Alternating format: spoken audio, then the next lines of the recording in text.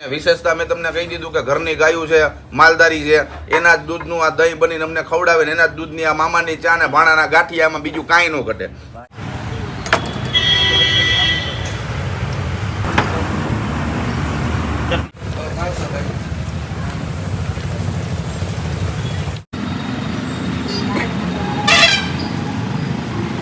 પહેલેથી ગોંડલમાં સર ભગવતસિંહ વખતનું ગોંડલમાં પહેલેથી ગાંઠિયાનું એ બધું અહીંયા ગોંડલમાં વધારે ચલણ વધારે.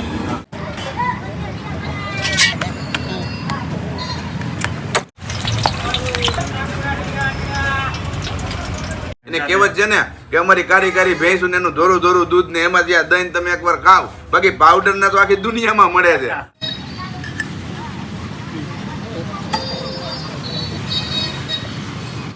આ દેવડાના મરચા લાલ ને લીલા બે એકવાર ખાધા પછી બીજી વાર દોડીને આવવું પડે ને ભેગા લઈ જવા પડે. એ અમારી ગેરંટી.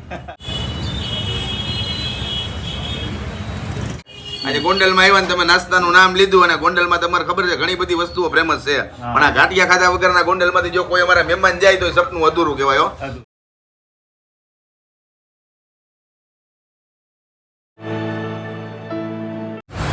જય માતાજી, જય મોગલ, જય શ્રી કૃષ્ણ, જય દ્વારકાધીશ. આજે હું કેવા સૌરાષ્ટ્રના દિલમાં વસેલું એવું ગોંડલ ગામમાં આજે શહેરમાં આવ્યો છું ને આપણે મિત્રો ગોંડલ આવ્યો હોય તો અહીંયાના ગાંઠિયા તો એટલા પોપ્યુલર છે કે લોકો ગાંઠિયાની સુગંધ આવે ને એટલે લોકો ગાંઠિયા ખાવા જ પહોંચી જાય. તો આજે આવ્યો છું સ્પેશિયલ જતો તો જેતપુર બાજુ અને ગુંદાળા ચોકડી કહેવાય છે, ત્યાં ગરમા ગરમ ગાંઠિયા અને રાધે ફરસાણમાં અત્યારે આપણે આવ્યા છીએ અને આપણે અહીંયાના ગાંઠિયા ટેસ્ટ કરીએ અને તમને રિવ્યૂ આપીએ અને ભાઈને પૂછીએ આપણે કે ભાઈ આ ગોંડલમાં લોકો ગાંઠિયા કેમ ખાવાનું પસંદ કરે છે વધારે, અહીંયાના લાલ પીળા મરચાં અને એની શું વિશેષતા છે, બધું માહિતી આપણે ભાઈ આગળ લઈએ.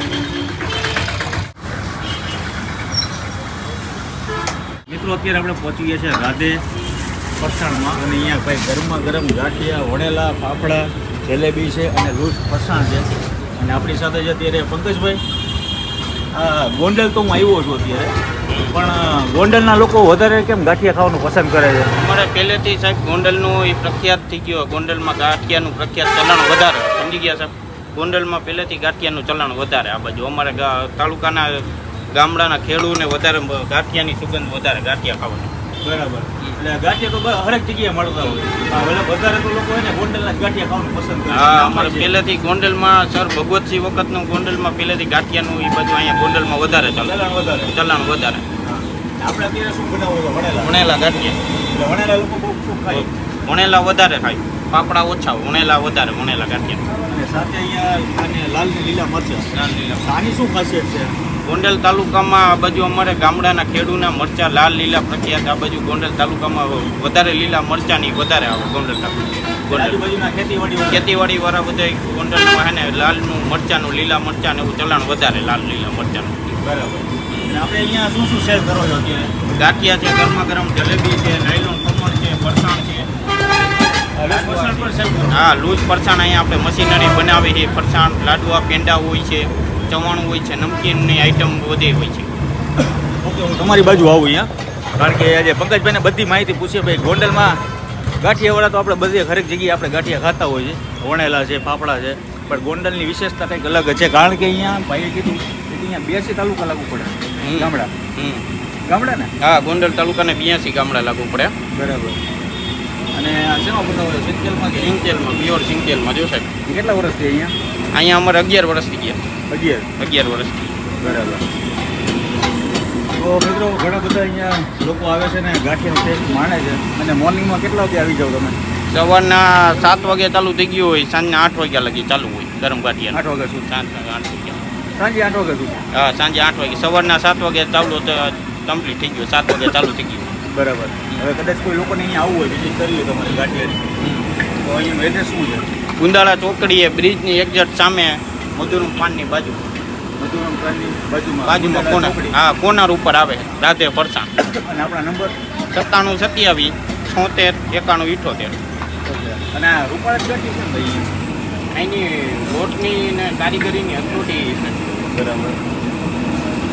કારણ કે તમે ઘણા બધા વિડીયોમાં જોવો છો કે ગોંડલના ગાંઠિયા એટલા પોપ્યુલર છે, કારણ કે સૌરાષ્ટ્રનું એક એવું ગામ છે જ્યાં ગાંઠિયા લોકો ખૂબ ખાય છે. રાજકોટથી અમદાવાદથી પ્રોપર ગોંડલનો સ્વાદ માણવા જનતા હવે હા, વીરપુર જતા હા વીરપુર જતા હોય એ વધારે આવે હોય હોય જ. હા વોલ્ટ હોય જ ગુંદાળા ચોકડી આપણે પ્રોપર ઉપર બરાબર. અહીંયા લાલ લીલા મરચા તમે જોવો તો જોવા આ કટમીઠા હોય ને તકલીફ આની મજા જો આખી અલગ. તો આજે આપણે ભણેલા ગાંઠિયાના પ્રાઇસ શું છે અત્યારે 50 રૂપિયા પ્લેટ આવે 100 ગ્રામ. 100 ગ્રામ. જલેબી ખમણ જોતું હોય તો 30 રૂપિયા પ્લેટ. ભાઈ મિત્રો, હું તો જતો હતો અત્યારે જેતપુર બાજુ અને મને નાસ્તો કરવાની મેં કીધું મોર્નિંગ છે તો કીધું નાસ્તો કરી લઈએ અને અહીંયા ગરમા ગરમ ગાંઠિયા ઉતરે છે અત્યારે. તો ભાઈ સાથે મેં કીધું ચાલો એક ગોંડલનું બ્લોગે આપણે બનાવી નાખીએ. અને રાધે ફરસાણ બહુ સારું એવું નામ છે અને છેલ્લા લગભગ 10 વર્ષથી આ જગ્યાએ છે ને. આ જગ્યાએ ગોંડલની ગુંદાળા ચોકડી પ્રોપર. અને સાથે હું અહીંયા ચા ચા ના રાધે ચા. રાધે ચા તમારું જ છે? હા આપણું છે. ભાઈ તો ચા સાથે ગાંઠિયાનો આનંદ અને વણેલા ગાંઠિયા છે. અહીંયા લૂસ ફરસાણ છે, લાહા લાડવા છે. લાહા કેવાય ને ટકા કહેવાય. તો અત્યારે આપણા આ ગાંઠિયા ઓલરેડી કમ્પ્લીટ છે અને અહીંયાનો ગાંઠિયો જોવો ખાલી તમે એકદમ ફૂલેલો અને વ્હાઇટનેસ ઉપર એકદમ. તો ચાલો ગરમા ગરમ ગાંઠિયા બાટી બોલાવી નાખ્યું. ગોંડલના ગાંઠિયા.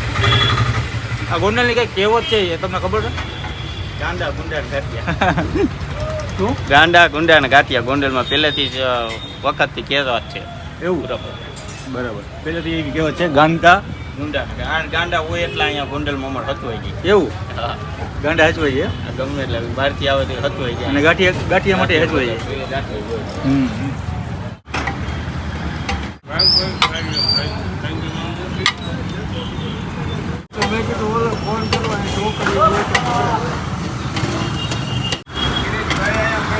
ગરમા ગરમ ચા ગાંઠિયા સાથે એ પણ મજા છે આની. અને ગોંડલમાં તો લોકો એના પડાપડી કરે છે અને ખાસ તો અહીંયા આખી આગળ તેલની આખી લારી છે.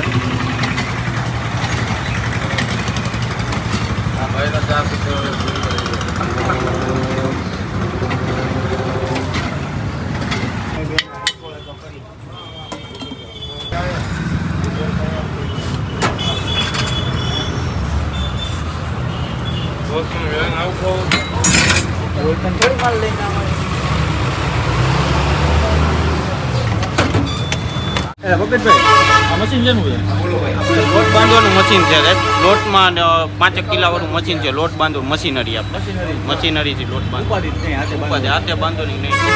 મશીનરી લોટ ટાઈટિંગ વાળો લોટ થાય.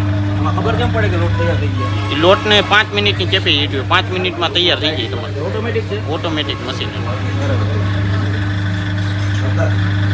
ગરમા ગરમ ગાંઠી આપણા ઉતરી ગયા છે એટલે અહીંયા કસ્ટમર પણ એટલા છે. આપણે પૂછીએ એમને થોડાક રિવ્યુ લઈએ.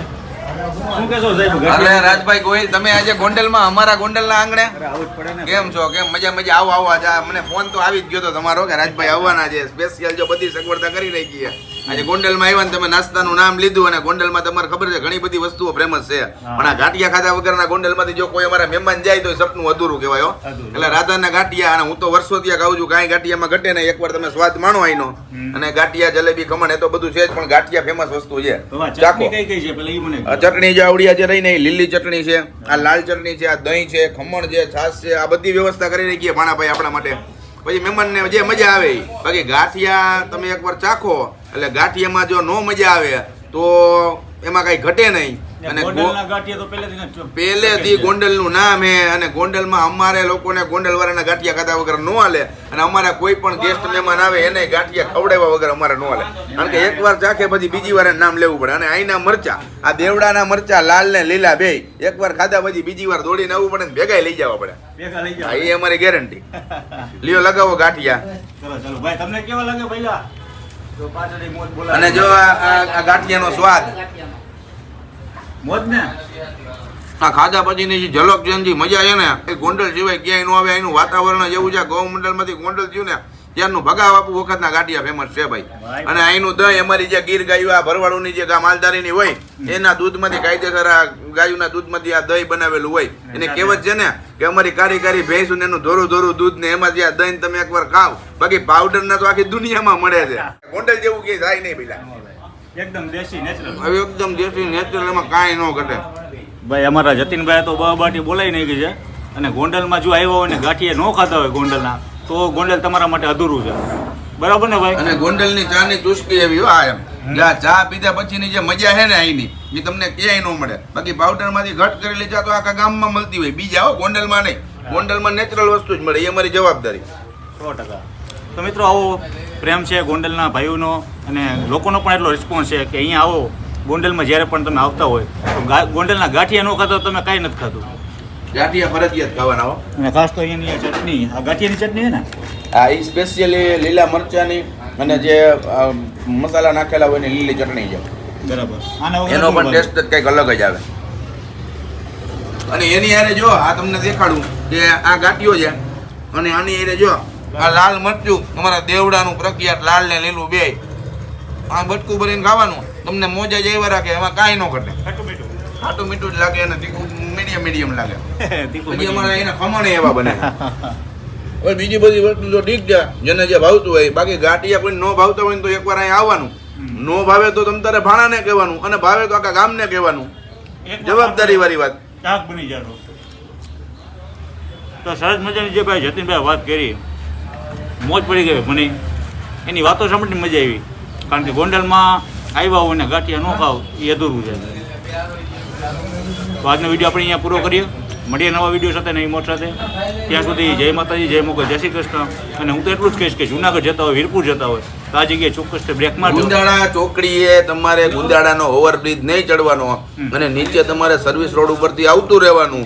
ગુંદાળા ચોકડીની બાજુમાં રાધે ફરસાણ એન્ડ સ્વીટ અને રાધેની મામાની ચા અને ભાણાના ગાંઠિયા ખાધા વગર જવાનું નહીં.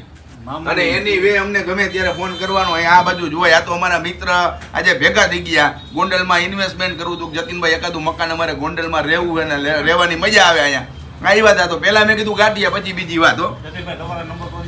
મારે પણ યુટ્યુબ ચેનલ હાલે છે, ફેસબુક પેજ હાલે છે 7405500550 આપણા નંબર છે. અને કોઈને પણ ગોંડલમાં ઇન્વેસ્ટ કરવાની ઈચ્છા જાગૃત થાય ત્યારે તમારે આવતું રહેવાનું. તમારા ઇન્વેસ્ટના પૈસા 2 વર્ષમાં ડબલ ન કરી દે તો આપણું નામ મોહી નાખવાનું. ભાઈ તો જતીનભાઈના પણ કોન્ટેક્ટ નંબર છે અને એમની પણ પોતે social media Facebook, Instagram, YouTube ચલાવે છે. તો આવો નવો પ્રેમ ભાવ આપતા રહેજો. બીજી વાત કરતા મારે તમને ભૂલાઈ ગઈ કે ગાંઠિયા તો ઘણી જગ્યાએ મળે છે, પણ જે રાધેના ગાંઠિયા ખાવાની મને મજા શું કામ આવે છે કે અહીંની શુદ્ધતા અને અહીંયા જે મારી ઘરે જે સિંગ તેલ ખાઉં છું ને એ જ સિંગ તેલના ડબ્બા અહીંયા હોય. એ જ મિની ગાડીમાંથી અહીંયા સિંગ તેલ આવે ને એ જ સિંગ તેલના ગાંઠિયા બને છે, જેથી કરીને કોઈ પ્રકારની સેહતને તકલીફ થતી નથી. બાકી અલગ અલગ જગ્યા ઉપર આપણે ખાઈ થોડીક વાર મજા આવે પછી ગળું ભરે એનો કોઈ મિનિંગ નથી. પ્યોર સિંગ તેલના ગાંઠિયા, પ્યોર સિંગ તેલમાં મરચા તરાય છે.